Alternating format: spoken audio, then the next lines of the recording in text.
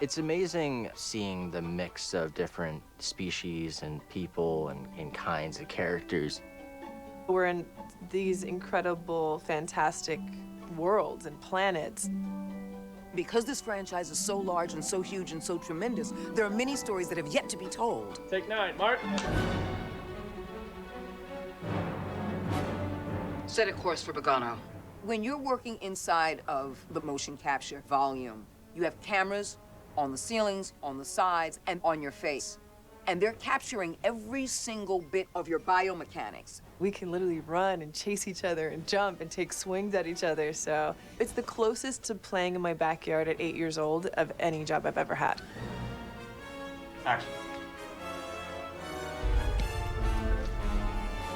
Please welcome Cameron Monaghan to the stage. I'm Cameron Monaghan. I play Cal Kestis in Star Wars Jedi Fallen Order.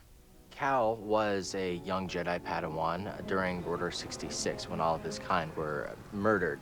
He escaped and managed to hide out on the scrap planet of Bracca. He became a scrap worker and someone in hiding and someone kind of paranoid and fighting for his life. What's this? A Bracca scrap rat playing Jedi. Then also he's rough around the edges and I think he kind of does like to fight too.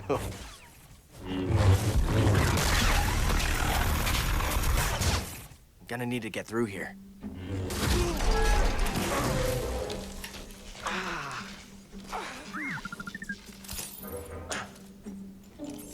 Healing stim. You're full of surprises.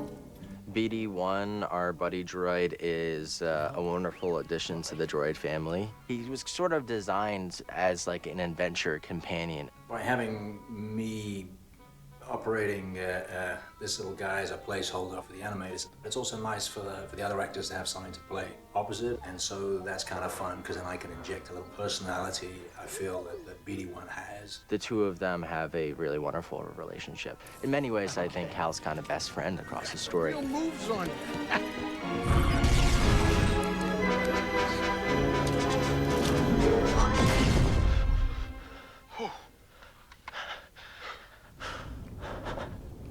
Okay, shut that thing off and grab some seed. Seer and Grease enter into Cal's life explosively, and I think that Cal is of two minds about it. You've been surviving on your own for so long that it's impossible to trust anyone. And it's what's kept you alive. I think that ultimately he has to do this mission because this is what he was made for. He's a Jedi trying to restore balance. Before we do anything, I need to know something. How come you're no longer a Jedi? Seer Junda completely cut the Force out of use in her life. I had an experience that changed my perspective. And she decided that she would not use the Force because using it might pose a threat to not only her, but to others, which it already did to a certain extent. Yeah, the Mantis is my ship, but you better pay attention to this lady here. Green's Dritus is not, let's say, the most affable Latiron. He's had some hardship in life. He doesn't trust people too much. What is that?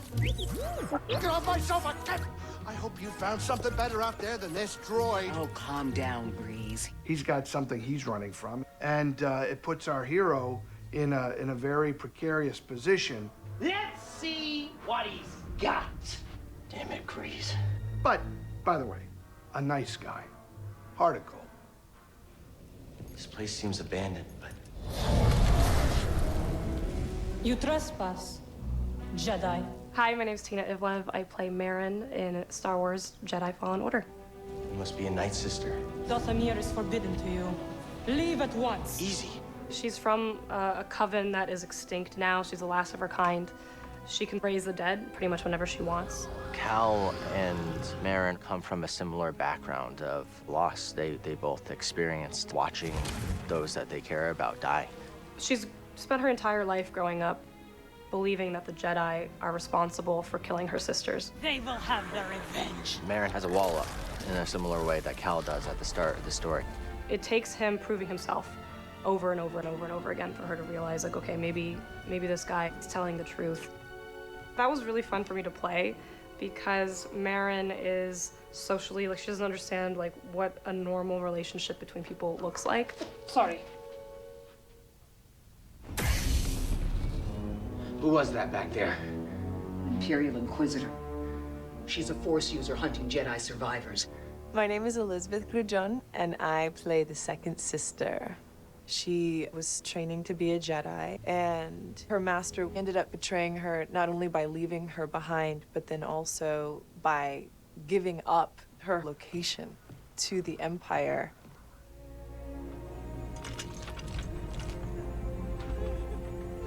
It plays out in such an angry and powerful way when she becomes a second sister. What it taught her is to love is to die, and to kill is safety.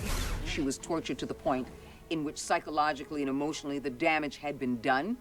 She's already lost everything, so she doesn't care about dying. There's a recklessness. It's like, I'll jump on the top of your ship and bring it down while I'm on it. Like, I don't care. I'm doing a dialect as the character, which just came to me very naturally. Who was your master? Padawan? Someone I killed, perhaps? She really enjoys hurting and wounding, so I wanted to hear that pleasure in her voice.